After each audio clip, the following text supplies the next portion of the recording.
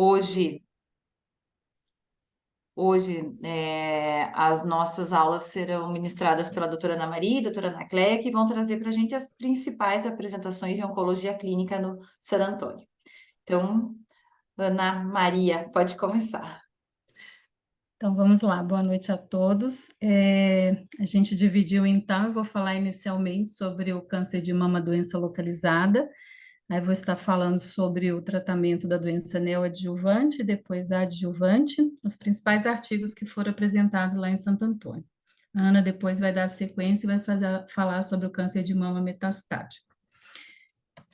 Peraí, tá. Então, aqui o primeiro estudo é o Keynote 756, que é um estudo de fase 3, em que avaliou, né, acrescentar imunoterapia à terapia padrão de quimioterapia nas pacientes de receptor de estrógeno positivo, HER2 negativo, pacientes de alto risco. Então, foi um estudo bem interessante em que eles avaliaram a paciente com doença localizada. Elas podiam ser T1C, T2, mas desde que fossem com a axila comprometida, ou um T3, T4 com axila negativa ou axila positiva. O importante nesses estudos é que todos os exames anatomopatológicos foram para uma avaliação de revisão central da patologia e todas as pacientes tinham que ter grau 3. Então, assim, mostrando que realmente eram aquelas pacientes de tumores luminais consideradas realmente pacientes de alto risco. Elas foram randomizadas para receberem a associação de pembro na dose de 200 miligramas a cada 21 dias, associada ao paclitaxel semanal vezes 12, seguidas depois pelo protocolo da antraciclina, que poderia ser feita a cada 21 dias ou com dose densa, versus o grupo placebo que recebeu só a quimioterapia.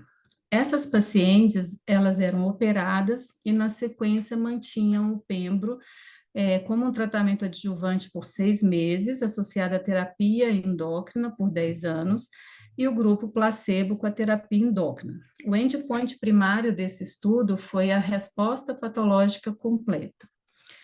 Entre as características da paciente, os grupos foram subdivididos de maneira igual. A idade mediana das pacientes eram 50 anos. Em termos de PDL1, CPS maior ou igual a 1, a maioria das pacientes, cerca de 76%, estavam com CPS maior do que 1 entre os grupos. A maioria dos tumores foram tumores T1 e T2, cerca de 63%. Então, com isso, obviamente, a maioria era axila comprometida, quase 90% das pacientes. E a grande maioria também apresentava positividade por receptor de estrogênio maior ou igual a 10%. E, obviamente, todas tinham que ter o grau 3, que era um critério de elegibilidade para o estudo. Então, a tabela mostra o desfecho primário, que era a resposta patológica completa. Se a gente avaliar, né, num grupo global, a gente vê que a adição do pembro, ele aumentou o delta, a diferença, em 8,5% para a resposta patológica completa. Então, passando de 15,6% de resposta com placebo para 24,3% com pembro. E isso independia do conceito de resposta patológica completa, ou seja, mesmo pacientes que apresentavam um CDIS na doença, né, como achados do anatopatológico residual pós-cirurgia, esses também se beneficiaram com um delta de 11%. E esse benefício ele foi mostrado em todos os subgrupos, incluindo as pacientes de receptor de estrogênio maior ou igual a 10 e aquelas que tinham menor do que 10% também. Aí, agora, em Santo Antônio, a doutora Joyce O'Shaughnessy, ela apresentou, então, essa resposta patológica completa de acordo com o status do PDL1. A tabela que mostra à esquerda, que mesmo com CPX baixo, menos do que 1, a gente teve uma variação positiva, um benefício de um delta de 4,5, passando a resposta patológica de 2,6% para 7,2% com o pembro.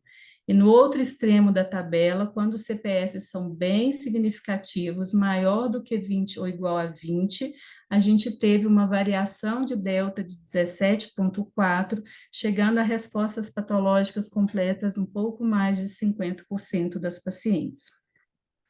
Avaliando em conjunto agora, não só o PDL1, mas também a positividade de receptor de estrogênio, a gente sabe que quando o PDL1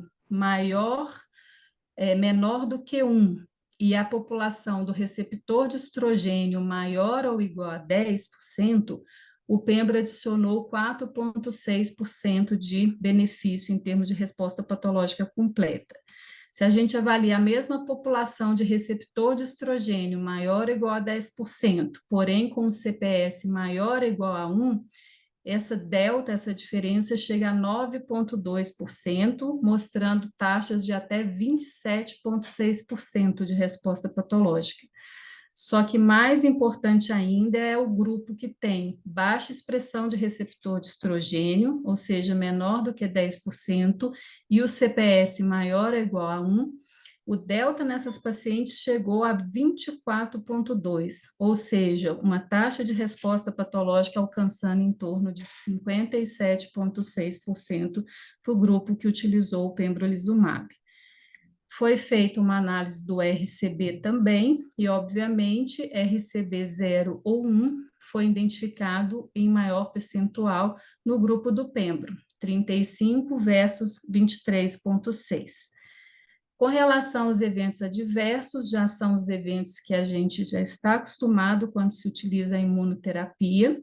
A incidência de qualquer grau de eventos imunomediados foi de 33%, sendo que grau 3 a 5 somente em 7% dos casos. Esses eventos nenhum levou a óbito e cerca de 7,7% dos eventos levou à descontinuidade da medicação.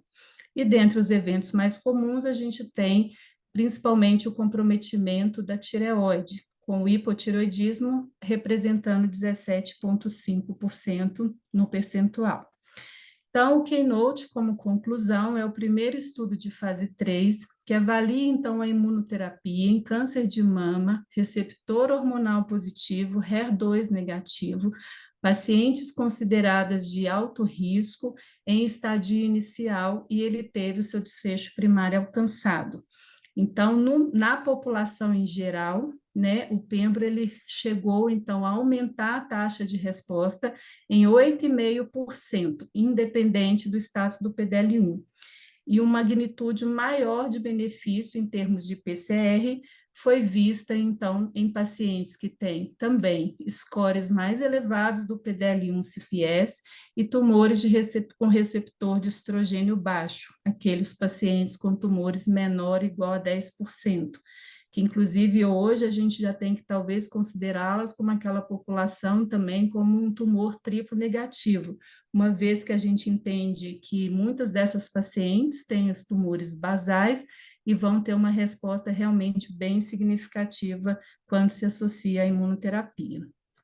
O segundo estudo da neoadjuvância apresentado foi o CheckMate 7FL, também um estudo de neoadjuvância em associação de imunoterapia e quimioterapia padrão, também pacientes com receptores hormonais positivos, HER2 negativos. O CheckMate, ele utilizou como imuno nivolumab. As pacientes, elas eram semelhantes às pacientes do Keynote 756. Uma diferença do estudo é de que eles não exigiam a revisão central da patologia. Porém, a gente vai ver que na divisão dos grupos, a gente vê que a maior parte das pacientes, elas foram, né, tumores grau 3. Então, as pacientes foram estratificadas para receber o nivo, 360 a cada 21 dias, associado ao paclitaxel semanal, seguindo para nivo com o esquema de antraciclina, que aqui também poderia ser permitido o uso de dose densa. As pacientes iam para a cirurgia e depois seguiam com nível manutenção associada à terapia endócrina. O endpoint primário também foi a resposta patológica. Com relação à característica das pacientes, então, idade mediana de 50 anos, Em termos de grau tumoral, apesar de não exigir a revisão, 98% das pacientes tinham grau 3, 2% somente grau 2. Estadio clínico 2, 53% das pacientes, estadio clínico 3, 45%. PDL1 maior do que 1, tinha 34% das pacientes, a maioria era PDL1 menor do que 1%, status de linfonodo axilar comprometido, 80%, enquanto no Keynote eram cerca de 90% das pacientes. Nesse estudo, um pouco mais dos médicos optaram pela dose densa, mais ou menos 50% fizeram dose densa, enquanto no Keynote foram 30%. Em termos de resposta patológica completa, o que ficou evidenciado pela avaliação aqui do PDL1 pelo SP-142, que é a avaliação da pesquisa do PDL1 no infiltrado tumoral estromal, a gente tem que, na população geral, o NIVO, a associação do NIVO, levou a um benefício, uma diferença de 10,7% em termos de resposta patológica completa, com as respostas atingindo a casa de 24,5%. Se a gente pega a estratificação, então, conforme o status do PDL1, a gente vê que quando o PDL1 maior ou igual a 1%, esse delta ele aumenta para 24%, com respostas patológicas completas podendo alcançar a casa de 44%. Também foi feita a avaliação de resposta patológica de acordo com o PDL1 pelo 28,8 CPS. Com os scores selecionados de 1, 3, 5, 10 e 20, a gente vê que a população com o CPS maior ou igual a 3, tivemos um delta de 27,2, respostas em torno de 50%. Se esse CPS era maior ou igual a 20, o delta ele ficou em torno de 52,3, com taxas de resposta bem altas, alcançando a casa de quase 80% de taxa de resposta. Esse estudo ele fez uma avaliação também das variáveis do uso do TILS, né, da pesquisa do status do TILS, para definir o quanto interferia também em termos de resposta patológica completa. A gente vê que tumores com TILS maior ou igual a 3%, um delta de 23% positivo, né, com taxa de 44% de resposta patológica. TILS acima ou igual a 10, tivemos um benefício, uma diferença de 29,2 em termos de taxa de resposta, com o NIVO podendo alcançar em torno de 50% também de resposta patológica completa.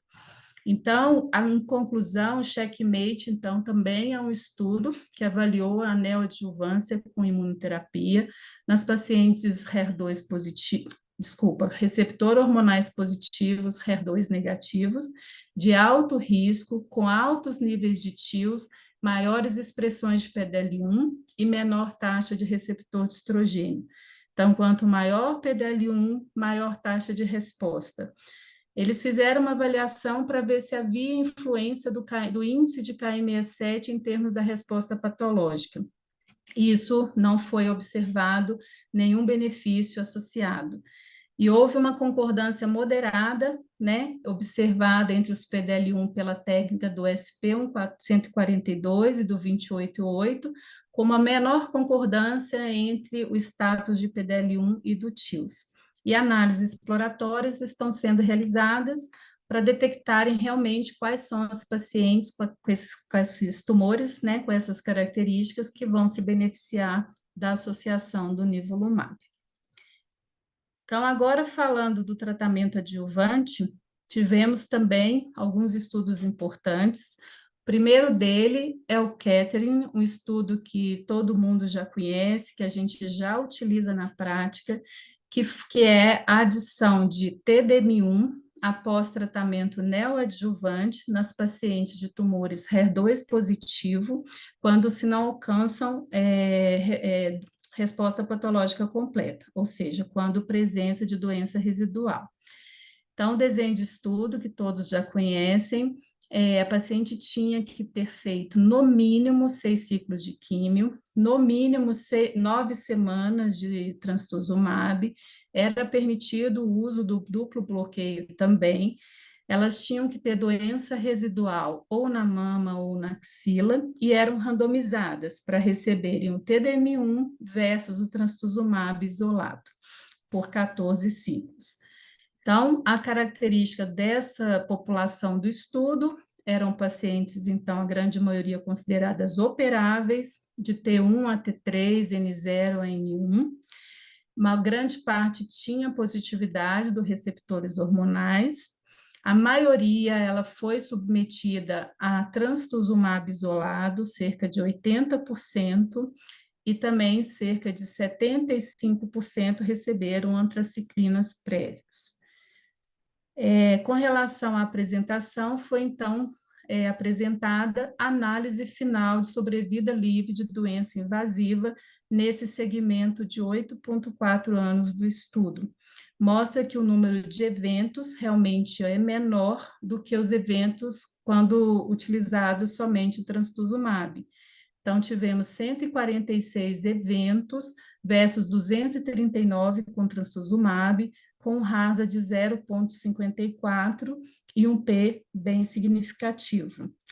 Análise interina, segunda análise da sobrevida global, também foi apresentada e que nos mostra que realmente o número de eventos com TDM1 ele foi menor em relação aos eventos com trastuzumab, com RASA de 0,66 e P significativo. Então, mostrando que realmente a adição do TDM1 ela reduz significativamente o risco de morte em cerca de 34% dos pacientes que utilizam a medicação. Então, após os 8,4 anos de segmento mediano, o TDM1 ele foi associado a um ganho significativo em sobrevida global nas pacientes HER2 positivo e com doença invasiva residual após a terapia neoadjuvante. O RASA de 0,66, então a redução de 34%, como foi dito, e temos uma taxa, então, de sobrevida global em 7 anos, variando de 89% para o TDM1 versus 84,4% para o trastuzumab, dando uma diferença, então, absoluta de 4,7% a favor do TDM1. Em relação à taxa de sobrevida livre de doença invasiva em 7 anos, a gente tem 80,8% no TDM1 versus 67,1% para o trastuzumab, dando uma diferença absoluta, então, de 13,7% a favor do TDM1, e com isso corroborando cada vez mais que a gente tenha que ter mesmo essa conduta, né? Ausência de resposta patológica completa, a gente faz a sequência, então, modifica o tratamento e utiliza o TDM1. Um segundo estudo da adjuvância é o NATALI. O NATALI é o estudo que avaliou a inclusão, a associação de inibidor de ciclina, no caso ribociclib, à terapia endócrina no tratamento adjuvante de pacientes luminais de alto risco. Então, o desenho do NATALI, a população dele é uma população bem semelhante com a população do Monarchie, que é o estudo do abemaciclib na adjuvância, porém ele tem um grupo que ele amplia um pouco mais esse número de pacientes. Por quê? A gente tem pacientes de estadio 2A, axila negativa, mas pode incluir pacientes que têm alguns outros fatores de risco, ou seja, um grau 2 mais uma evidência de alto risco, que seriam KI67 maior ou igual a 20, um oncotype DX alto risco, ou mesmo uma assinatura genômica como MamaPrint mostrando ser o tumor de alto risco, ou ser um N0 com um grau 3, ou mesmo estadio 2A com um N1, ou então, claro, um 2B ou 3 com axila negativa ou comprometida. Então, 5.000 pacientes foram randomizadas para receber o ribo numa dose de 400 miligramas dia, usando 21 dias e com uma pausa de uma semana, associada a inibidor de aromatase. Poderia ser escolhido letrozol ou anastrozol, e se a mulher pré-menopausa, associar um bloqueio, né, com a gozerelina, por exemplo, versus o braço controle, que era o uso apenas da hormonioterapia padrão. É importante ressaltar que a dose do ribociclib nesse estudo de adjuvância, ela ficou em 400 miligramas, uma dose menor do que a dose do estudo da doença metastática que a gente utiliza, que são 600 miligramas. O endpoint primário é a sobrevida livre de doença invasiva. A disposição dos pacientes nessa análise final, que ocorreu em julho de 2023, onde tinham ocorrido 509 eventos, a gente vê que cerca de 43% das pacientes tinham completado os 3 anos, que é o período de uso do ribo na adjuvância, e cerca de 35,5%, que não é um percentual muito baixo, tinham descontinuado precocemente a medicação. Isso chama atenção porque a gente vê, novamente falando, que aqui nesse estudo a dose do ribo era uma dose menor, mas mesmo assim a gente, né, tem a familiaridade de quanto é difícil, às vezes, a gente conseguir manejar, né, a associação da terapia endócrina com o inibidor de ciclina. Então, o desfecho, em termos de sobrevida livre de doença invasiva, mostrou o benefício dessa associação. Então, uma taxa de sobrevida livre de doença invasiva em 3 anos de 90,7% versus 87,6%, com rasa de 0,74. Isso mostra o quê? Um benefício, então, absoluto da adição do ribo de 3,1% aos 3 anos e um risco de doença invasiva reduzido em cerca de 25% dos pacientes. Com relação ao estadio anatômico, a gente vê que houve um benefício tanto na população do estadio 2 quanto na população do estadio 3. Em relação ao status linfonodal, também houve um benefício tanto nas pacientes linfonodo negativos quanto nas pacientes linfonodo positivo. E em termos de sobrevida livre de doença à distância, a gente vê que o ribo também mostrou benefício, com uma sobrevida livre de doença à distância de 92,9 versus 90,2, um HASA de 0,74, mostrando então que o benefício absoluto foi de 2,7% aos 3 anos e o risco de doença, né, de recidiva de doença à distância foi reduzido em 25% com a adição do ribo. A sobrevida global, ela também mostrou diferença com o ribo, o grupo do ribo, tendo um resultado de 97% de taxa de sobrevida global aos 3 anos, versus 86% para o grupo de inibidores de aromatase isolado. Em relação ao perfil de segurança do ribo, a gente já também tem bastante familiaridade com o uso da medicação, mas, de novo, aqui a gente mostra que, mesmo com a dose menor, a incidência de neutropenia ela é considerada alta, pouco mais de 60%. Claro que neutropenia febril, uma neutropenia de um grau mais elevado, ela não é tão frequente, né? E também é importante ressaltar a possibilidade de eventos adversos relacionados ao fígado, que de qualquer grau representou um pouco mais de 25%. Dentre os outros eventos, a gente tem os eventos, né, mais frequentes e que acontecem, inclusive, até mesmo com os inibidores, que foram artralgia, náuseas, diarreia, dor de cabeça. E a gente tem a questão do intervalo, né, um prolongamento do intervalo QT, em que a gente viu que ocorreu em torno de 5% dos pacientes. Então, em análise de conclusão, né, final, a gente vê que o ribo realmente, combinado ao inibidor de aromatase, ele continuou a demonstrar uma redução do risco de recidiva invasiva, se comparado ao inibidor de aromatase isolado, e que na apresentação atual ainda tinham quase 80% das pacientes, né, elas não estavam mais em tratamento com ribo, ou seja, elas tinham conseguido completar os 3 anos, que era o tempo proposto.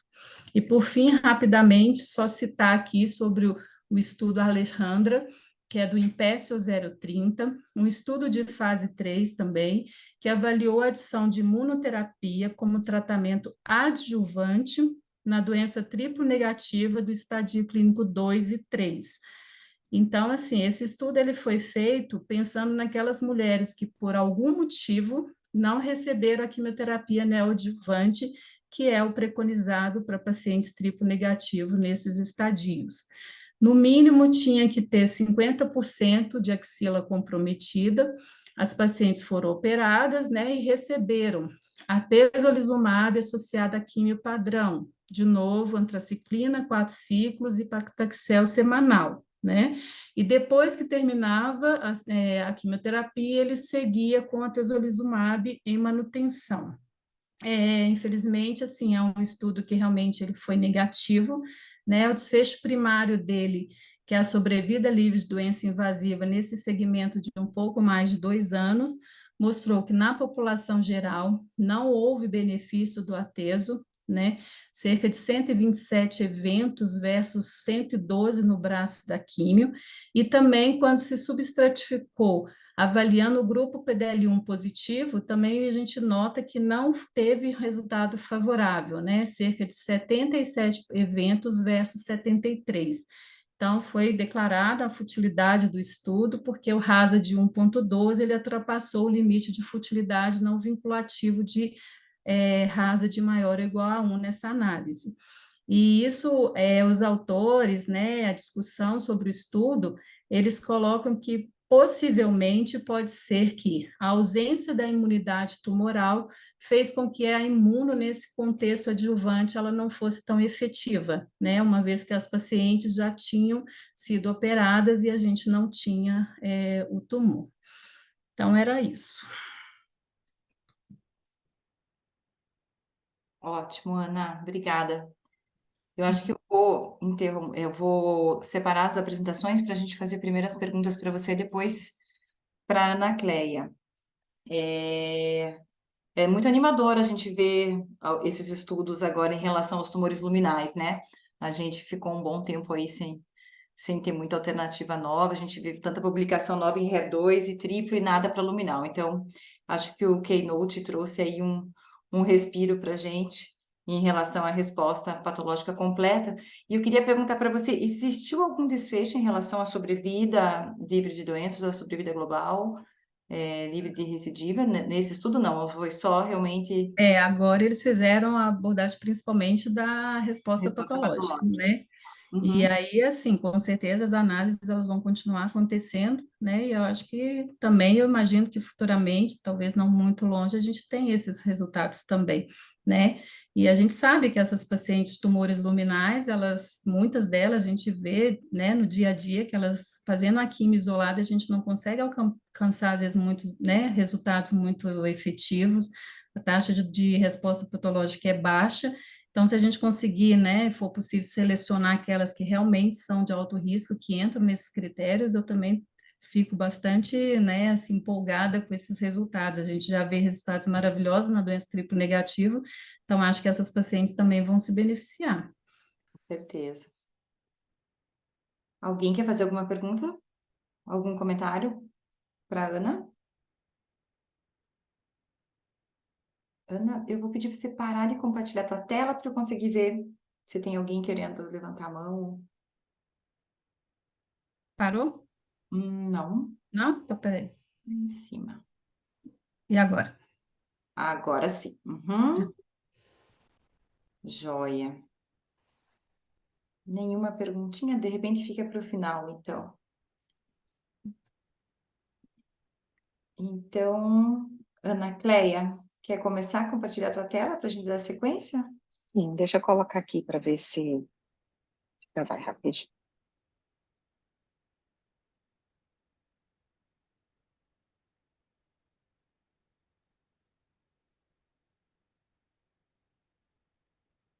Estão vendo? Aham. Tá. Então, na verdade, eu vou falar sobre o câncer de mama metastático, né, o que a gente teve de novo em San Antônio, tá? Eu vou tentar ser um pouco rapidinho para a gente ter mais um pouquinho de discussão depois, até com o que a Ana apresentou, para animar mais, tá? Então, um dos estudos que foi bastante empolgantes foi o estudo do inavolisib, versus com placebo, em combinado com palbociclib e fulvestrant nas pacientes com mutação PI3KCA, tá? Esse estudo, na verdade, o racional veio do que a gente tem esses pacientes com mutação, e a gente sempre teve antes dos pacientes terem exposto, quando tá, a terapia atual é você usar o inibidor de ciclina em primeira linha, né? A gente sabendo dos pacientes que têm mutação PI3KCA, que sabe que é uma população que é de mais alto risco, a gente reserva isso para o uso do alpelisib numa linha subsequente e ainda com bastante evento adverso. E aí foi feito, na verdade, um estudo pré-clínico antes do inavolisib, em relação ao sinergismo dele junto com os inibidores de ciclina e o perfil de segurança dessa associação. E foi visto que existe um sinergismo de ação e um perfil de segurança, e isso motivou o estudo de fase 3, combinando nessa população específica, que seria a população que tem mutação PI3KCA, hormônio positivo, HER2 negativo, confirmado por ctDNA. Na verdade, teria que ser coletado isso, o que foi validado foi os dados com o Foundation nos Estados Unidos, sendo que teve um outro teste genético na China, tá? Tinha que ter uma doença mensurável, e essa população, ela realmente tinha que ser uma de alto risco, então uma paciente que ela tinha que ter, se fez uma adjuvância e teve uma recidiva precoce, que tivesse uma progressão nos 12 primeiros meses dessa adjuvância, e não tivesse sido exposta a nenhuma terapia para o câncer metastático prévia. Era dosado a glicemia dessa paciente, a gente sabe que essa classe de droga tem um potencial grande de fazer hiperglicemia, tanto pela glicose em jejum, que teria que ser menor do que 126, como a hemoglobina glicada tinha que ser menor do que 6, e também era colocado no estudo uma estratificação de risco para analisar se teria mais impacto de resposta em relação à doença visceral e não visceral, se um paciente que tinha resistência endócrina primária ou secundária, e também por região, se a mutação tinha alguma coisa a ver mais presente em alguma raça e uma resposta mais relacionada a uma etnia. Então, foram 325 pacientes randomizados 1 para 1. Gente, vocês estão ouvindo bem, que eu não me vejo, não vejo vocês, tudo ok? Ok, tá ok, tá jóia, tá bom, tá. Então, assim, foi feito o inavolisib numa dose de 9 miligramas via oral, junto com o palbociclib e o fulvestranto, e no outro braço o placebo, palbociclib e o fulvestranto. E, na verdade, o endpoint primário foi uma sobrevida livre de doença, e o secundário foi a sobrevida global, o índice de resposta, a taxa de resposta, a duração dessa resposta e a qualidade de vida do paciente. A população ela foi bem distribuída entre os dois grupos. Então, em relação às características demográficas, a gente vê que realmente é uma população de perfil mais agressivo. Você vê que o número de metástases, órgãos acometidos por metástase dessa população é mais do que maior ou igual a 3, chega a ser 50%, tanto no braço quanto no outro, né? E sendo que a grande maioria você vê que tem doença visceral, a minoria é uma doença óssea, mostrando a característica dessa população mutada PI3KCA, que é uma população de perfil mais desfavorável.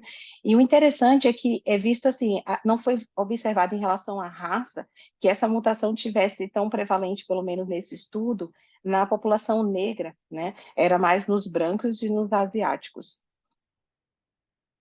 Em relação ao endpoint primário, ele atingiu o endpoint primário, então as curvas são bastante animadoras, ele atingiu um benefício clínico significativo e também uma estatisticamente significativa numa média de follow-up de 21,3 meses.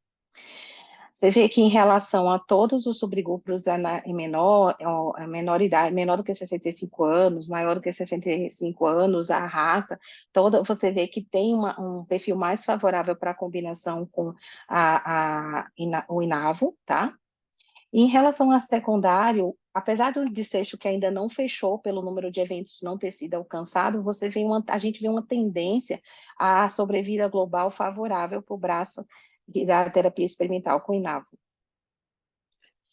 Em relação à resposta objetiva, também a gente vê uma tendência à melhor resposta objetiva no grupo que fez o inavolisib, tá? Em relação ao grupo placebo. E em relação à duração dessa resposta, também o estudo foi positivo nesse follow-up. Então, você vê que as curvas se afastam e que se mantém a duração de resposta desses pacientes que atingem resposta. Em relação à toxicidade, a classe dos inibidores de PI3Kca acaba tendo sempre hiperglicemia, diarreia e náusea, estomatite, então não sai muito do que a gente sabe do que a classe tem de toxicidade. Mas no final o estudo ele foi um estudo positivo, ele na verdade teve uma significância estatística e um benefício clínico em sobrevida global muito significativo, porque ele dobrou praticamente a sobrevida livre de doença desses pacientes, né? E essa tendência a também melhorar a sobrevida global. Então, foi a gente, claro, vai esperar a aprovação de FDA e tudo, mas, assim, seria uma mudança de conduta quando a gente tiver essas aprovações em relação ao paciente com mutação de PI3Kca. Um outro estudo que foi bastante importante foi o estudo Tropion-Breast 01, que é um estudo de fase 3 de datopotamab deruxtecan versus quimioterapia de eleição do investigador no paciente que foi previamente tratado ou doença metastática, receptor hormonal positivo HER2 negativo. Então, o datopotamab deruxtecan, na verdade, ele usa a molécula do deruxtecan, que todos nós já conhecemos bem, que a gente tem o trastuzumab deruxtecan, só que para entregar numa base altamente clivável, um anti-TROP2. Na verdade, o anti-TROP2, a gente sabe que ele está presente de uma forma muito significativa em a maior parte dos tumores sólidos. Então, o estudo ele foi feito com pacientes com receptor hormonal positivo, HER2 negativo, com câncer de mama nesse perfil, confirmado por imunistoquímica. Eles tinham que ser tratados previamente com 1 a 2 linhas de quimioterapia, ou doença metastática ou doença inoperável, e que eles também tinham que ser expostos a uma terapia endócrina prévia, já que a gente está falando de paciente hormonal, e também essa terapia endócrina poderia também incluir inibidor de ciclina ou não. Então, não era obrigatório que todos fossem expostos previamente a inibidor de ciclina.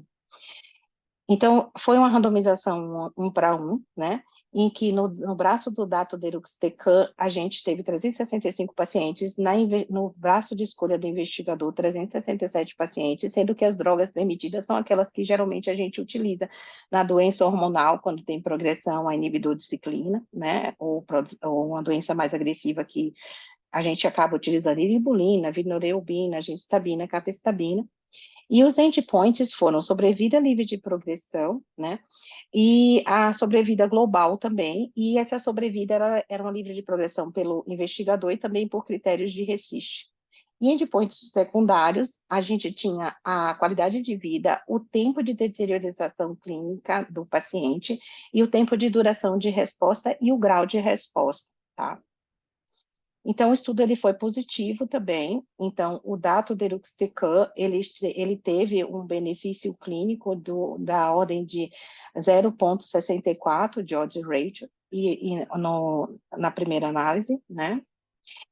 Em relação aos grupos, você vê que o benefício ele se mantém nos pacientes que tenham tanto aquele paciente do perfil mais agressivo, que é aquele paciente que tem uma duração prévia de exposição de inibidor de ciclina menor do que igual a 12 meses, como maior igual a 12 meses, você vê que nos dois grupos a gente consegue ter um benefício praticamente igual, então a exposição ou não a inibidor de ciclina prévio, a gente não tem o detrimento da ação da droga.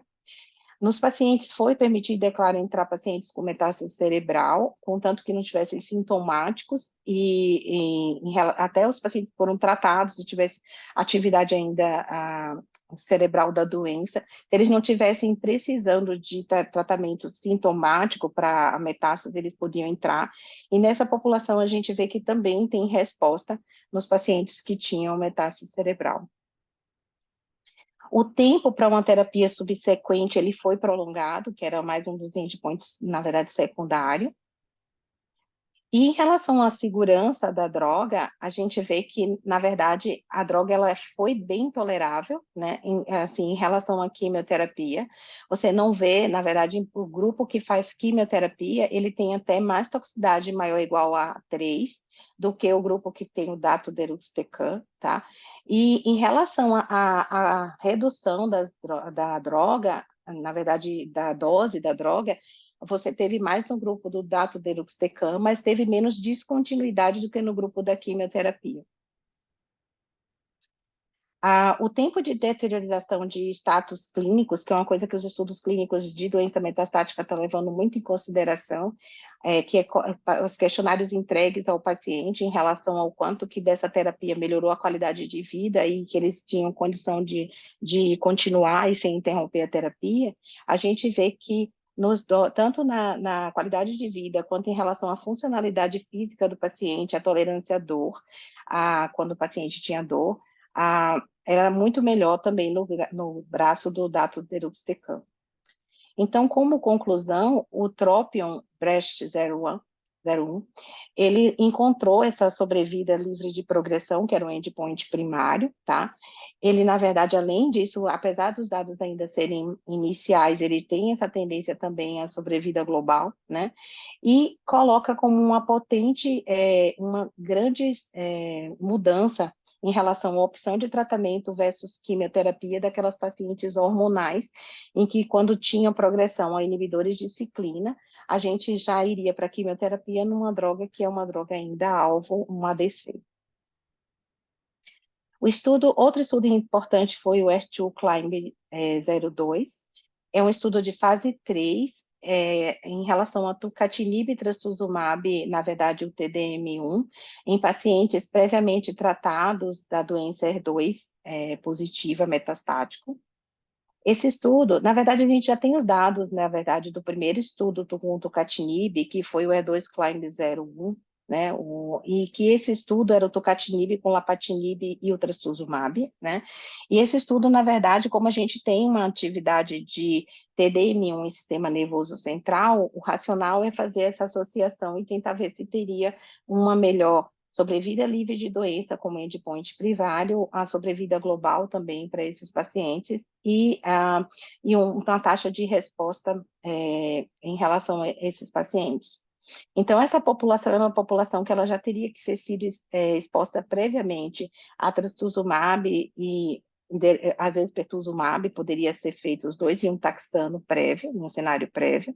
Ela tinha que ter um ECOG menor igual a 1, e ela tinha que ter, em relação à metástase cerebral, ela tinha que ser previamente tratada, mas ela também poderia ter uma população que estava em progressão, ou metástase que não fosse tratada e não tivesse sintomático.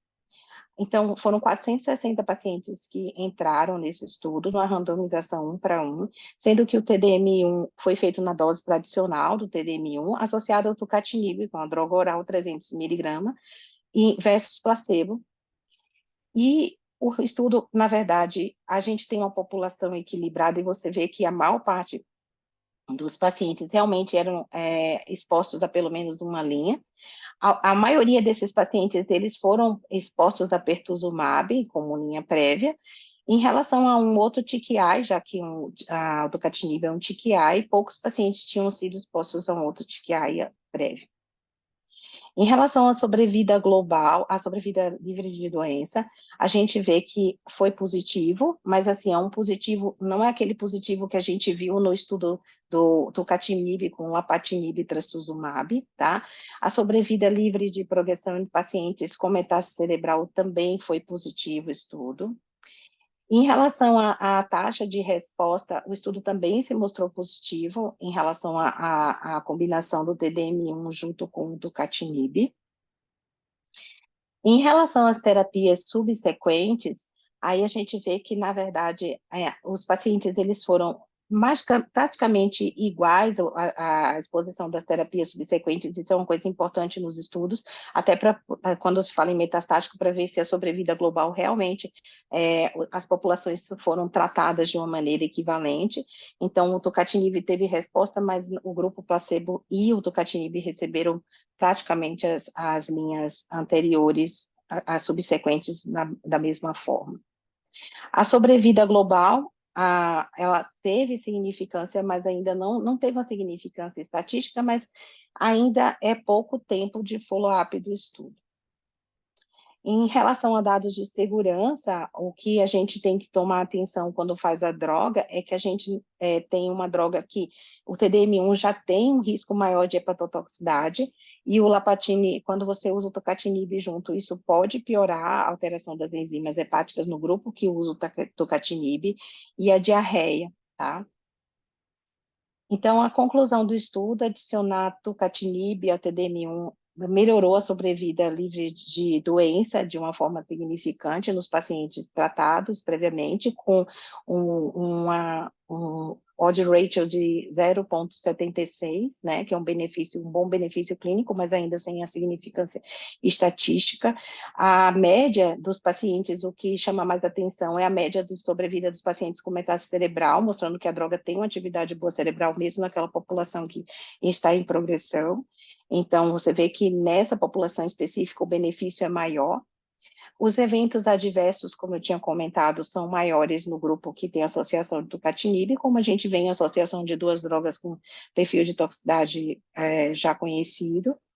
E esse estudo, na verdade, ele é um segundo estudo randomizado que inclui pacientes com metástase cerebral, demonstrando que o tucatinib tem essa característica de retardar a progressão da doença cerebral, mesmo que já previamente tratada e agora em progressão ou que não foi tratada. Eu sei que eu estou acelerando um pouco para a gente ter tempo de discussão, mas eu queria fazer só um comentário adicional a essa discussão que foi feita em relação ao tucatinib nesse estudo, é que a gente está agora num cenário que a gente está aguardando, e já com dados animadores, do estudo do deruxtecan em pacientes que não foram tratados do sistema nervoso central, né?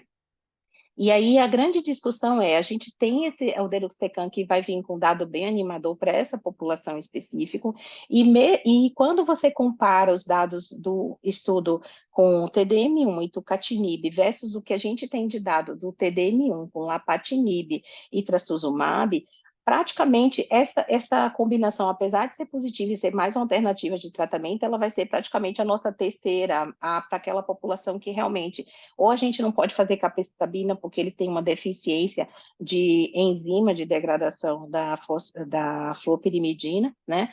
Ou então aquele paciente e também aquele que não pode ser exposto por algum motivo ao deruxtecan, e vai acabar sendo esse paciente que a gente tem mais essa opção de tratamento quando não usar as outras drogas. Outro estudo muito interessante foi o Monarch 3. Na verdade, assim, a gente tinha os dados do Monarch em relação aos pacientes em sobrevida livre de progressão, os dados se mantiveram. Essa é uma análise final em relação à sobrevida global do estudo Monarch 3. Lembrando apenas que esse estudo, ele não foi um estudo que o endpoint primário foi sobrevida global, foi um estudo que foi sobrevida livre de progressão, mas assim como os estudos que utilizaram inibidores de ciclina na primeira linha, o Paloma e o Mona Lisa, então também foi feito uma análise de sobrevida global nessa população. Então a gente já tinha esses dados em relação a quando usar o abemaciclib numa segunda linha de tratamento, tinha um impacto em sobrevida global, e se puxar o abemaciclib para a primeira linha, se persiste esse impacto na sobrevida global, já que a sobrevida livre de progressão do abemaciclib, ela é bastante interessante, como eu vou mostrar aqui no estudo. Então, o estudo Monarch 3, eu não vou detalhar muito, que todos conhecem, né? Então, na verdade, é o abemaciclib com letrozol versus só um inibidor de aromatase versus só inibidor de aromatase, e a sobrevida livre de progressão foi o endpoint primário. E esse endpoint primário, quando você vai ver a análise final, ela continua bastante robusta, então é muito difícil você encontrar uma curva de sobrevida livre de progressão que praticamente dobra o tempo do paciente metastático hormonal num tratamento, né, mantido numa primeira linha de tratamento. E aí, quando foi estudado em 8 anos a análise de sobrevida global, a gente vê o quê? A gente vê que existe um benefício em relação um benefício clínico em relação à sobrevida global que foi apresentado, mas não atingiu a significância estatística em relação à sobrevida global, apesar de que marginalmente a gente observa que tem um ganho significativo. Então, o paciente que usa abemaciclib, 66,8 meses, versus o que usa placebo, 53,7 meses, quando você utiliza na primeira linha de tratamento. Uma diferença mais, assim, animadora do uso é naquele paciente que tem a doença de perfil mais agressivo, que é a doença visceral, e que aí a gente vê que quase que 1 ano a mais de benefício clínico, mas também o P foi significativamente, não atingiu significância estatística, né? Então, tem um benefício clínico importante, mas não atingiu a sobrevida global nem na doença visceral. Em relação ao update na sobrevida livre de progressão, na população, a gente vê isso, né, que se mantém esse benefício com P significativo, e o tempo que esses pacientes ficam longe de quimioterapia, ele é um tempo que ele é muito maior nos pacientes que usam abemaciclib na primeira linha. Então, é muito interessante para essa população a gente distanciar ela de utilizar a quimioterapia. Em termos de descontinuação de quimioterapia com a abemaciclib, a gente não vê uma descontinuação tão significativa desses pacientes. Às vezes, ajuste de dose e a gente não tem essa perda de pacientes no estudo. E aí, a conclusão do estudo é que a média de follow-up de 8,1 meses, a abemaciclib em combinação com o inibidor de aromatase resultou em numericamente mais longa sobrevida global comparada com o inibidor de aromatase sozinho, mas não atingiu a insignificância estatística, né? Mas o benefício clínico foi bastante significativo. Uma das discussões que houve em relação ao estudo eu só estou parando por aqui porque a gente vai ter tempo para discussão e esses foram os principais estudos, mas assim, uma das grandes discussões em relação ao Monarch é que quando a gente vai olhar, só vou apresentar só mais um slide, em relação aos outros inibidores de ciclina, a gente vê mais ou menos isso, que na primeira linha a gente acabou não tendo tanto esse dado de sobrevida global. Mas, em compensação, assim, quando a gente vai ver o estudo de Monarch, tem muita discussão em relação, primeiro, ao N desses pacientes incluídos, se não caiu nesse benefício por conta do N, né? E a outra coisa é que teve 30% da população que pós a primeira linha, eles não seguiram nenhum tratamento depois e que isso impacta na sobrevida global. Eu vou parar por aqui, cara, tem coisas mais interessantes que sobrar, mas só para poder a gente não passar muito, esses foram os principais estudos, depois eu faço algumas considerações de outras coisas que foram apresentadas em relação ao metastático na discussão, tá? Joia, Ana, obrigada, né? Muita coisa para você poder estar apresentando, ficou ótimo a tua apresentação, os principais estudos. E acho que eu vou abrir direto para você, para Ana Maria, o Edu, que também tá na reunião, o pessoal da Oncologia Clínica, fazer as considerações que vocês acham mais relevantes do evento em relação à Oncologia Clínica.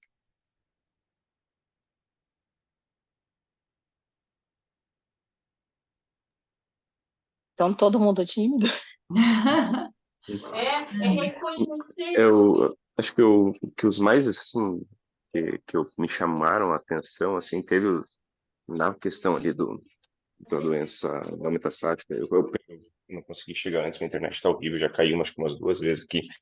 Mas o Nathalie, eu acho muito interessante, porque a gente tem esse perfil agora de, talvez ele abraça mais pacientes do que a gente teve no Monarquia ali, né? Você não precisa ter tantos linfonodos acometidos, né? Um N0, isso eu acho que vai acabar aumentando o universo de pacientes que a gente vai conseguir ofertar um inibidor de ciclina na adjuvância. E, né, até agora, com esses 3 anos de segmento aí, estamos se mostrando positivo. Espero que a tendência da curva abra mais, né? Ainda mais doença luminal, que a gente vê essas recidivas às vezes tão tardias. Então, Eu achei que o Nathalie, com essa questão do ribo, foi bem interessante. E na parte do metastático, o trop, o deruxtecan, assim, apesar de ser o dato, né? O dato Potamab, eu acho que a gente vai também a mais um arsenal. Mas eu fiquei muito interessado no novo inibidor de PI3K ali, porque fazer uma primeira. Porque o que a gente faria daí na sequência, né? Você não vai fazer o Pelizib, daí eu acredito. Daí a gente vai, né, fazer o inibidor com o inibidor, o inibidor de ciclina com o inibidor de PI3K, mas também as curvas se abrindo bastante ali. A dureza é segurar os pacientes que fazem, né? Porque a toxicidade de um inibidor PI3K, o Alpelisib, os pacientes derretem. Assim, eu não sei como é que vai ser com esse mais novo, pelo perfil ali de toxicidade foi aparentemente bem parecido, assim, mas é duro, né? Os pacientes. Os critérios você vê que eles selecionaram assim, foi um estudo que, tipo assim, ele teve, na verdade, em relação ao que a gente vê do Solo One, né? Aí, Uhum, em relação ao Solo One, você vê que ele tem muito mais benefício, sabe, em relação ao uhum, Solo One. uhum, Só que, assim, sim. você vê que eles selecionaram, eles fizeram um critério de seleção, de, tipo assim, do mais, assim, agressivo. Então, além de ser mutação PI3K, é aqueles pacientes que tiveram, assim, uma exposição a uma progressão meio que precoce naqueles 12 Uhum, 12 meses, né? meses ali, né? Então, Uhum, assim, eu achei isso bem interessante. E, assim, é claro, a gente vai ter que esperar a publicação para poder ver como que é o estudo mesmo na toxicidade, mas é uma molécula que é bem promissora e que tem uhum. tudo para ser aprovado mesmo pelo FDA, né? Então, assim, eu achei muito interessante. O, o, Então, eu acho que vai mudar a conduta, né? e Só quero. vai, creio que sim. Uhum, Uma das grandes discussões que existia era tipo assim, era o tempo de pedir a mutação SR1, né? Por quê? uhum, Porque, na verdade, hoje em dia, o que é que a gente faz? A gente começa a fazer a endocrinoterapia, né? E depois que a uhum, gente começa a fazer endocrinoterapia, no curso do tratamento, se a gente vê alguma coisa, a gente pede a mutação. A gente não pede uma análise de mutação logo de cara. E até quando você pede a análise da mutação, que foi uma das grandes discussões, é tipo assim, como que você pediria essa análise da mutação já do início? Porque a maior parte dos pacientes que você pede, por exemplo, numa doença metastática, o perfil genômico, às vezes você não vê essa mutação SR1, né? Então, uhum, assim, uhum, uma das grandes discussões era assim, o tempo que você vai pedir isso, né? E como que você vai pedir para poder estratificar esses pacientes. Esse foi uma das discussões. Mas eu acho que é uma molécula que ela veio para ficar e pelos comentários, ela tem menos toxicidade do que o Alpelisib em si, né? Pelo uhum, o que foi comentado lá depois no pós-slide, né? uhum. O que, na verdade, assim, ficou corrido, o que eu mais achei, assim, interessante, foi, assim, saíram esses estudos principais. Eu não fechei aqui o compartilhamento de tela só para poder mostrar, porque eu achei duas coisas que foram bem interessantes e que não foi aquela coisa de tipo assim, das discussões dos principais slides que a gente está vendo pós-San Antônio, sabe? Uma das discussões, um estudo que eu achei interessante foi na apresentação do ano em review, né? Tem um estudo que eu não sei se vocês chegaram a olhar, chamado Sônia. O Sonia Trial foi um estudo que eu achei super interessante ainda no cenário do paciente luminal, porque assim, a gente sempre teve inibidor de ciclina na primeira linha e ficou sempre aquela pergunta, né? Se inibidor de ciclina na primeira linha é para todo mundo ou não é para todo mundo, né? E às vezes a gente fica aquela paciente mais idosa, aquela paciente que tem uma doença mais indolente, aquela paciente que não é a paciente que lá no passado a gente se preocuparia tanto e que é um paciente que segura muito tempo com hormonioterapia somente. Se a gente deixar de oferecer essa paciente, o inibidor de ciclina na primeira linha, se a gente está dando detrimento de tratamento para essa paciente, né?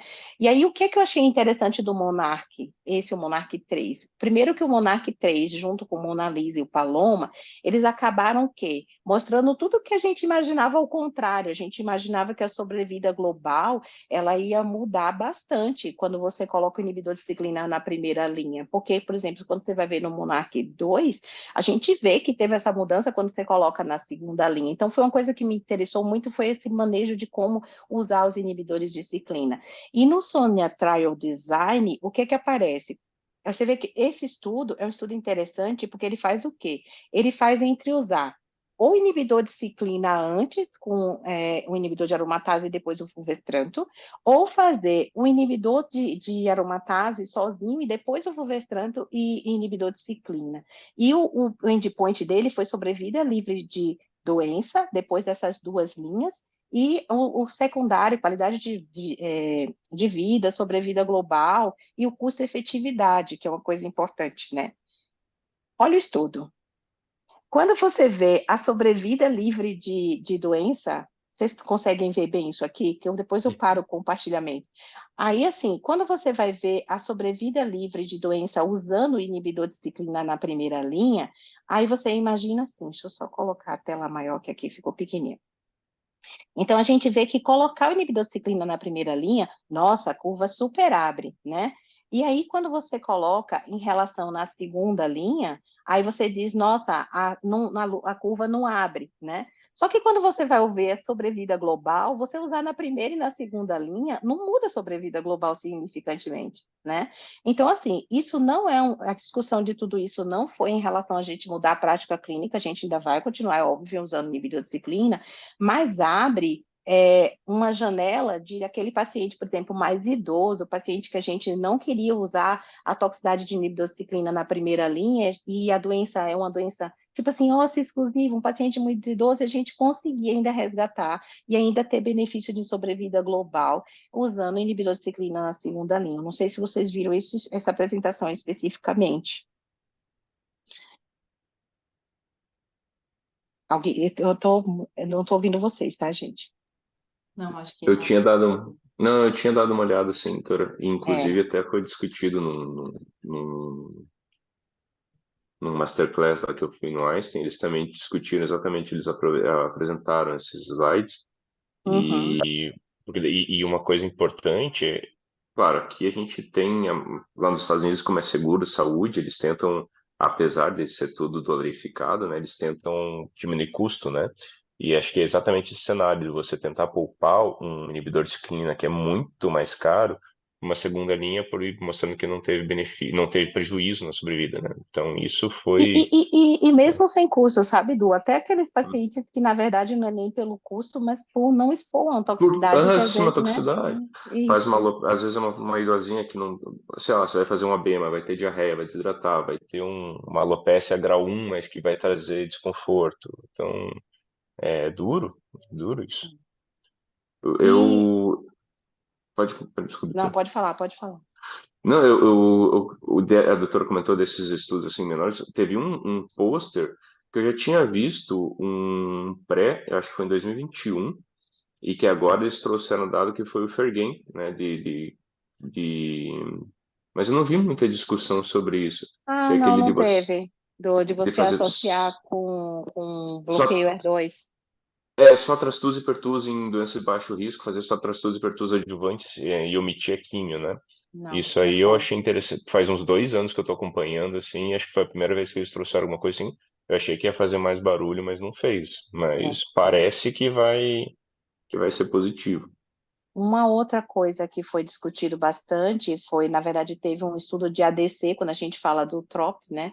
É tipo assim, Uhum, o que é melhor, fazer o TROP, a gente usar o sacituzumab govitecan antes ou o deruxtecan depois? O uhum, que é melhor?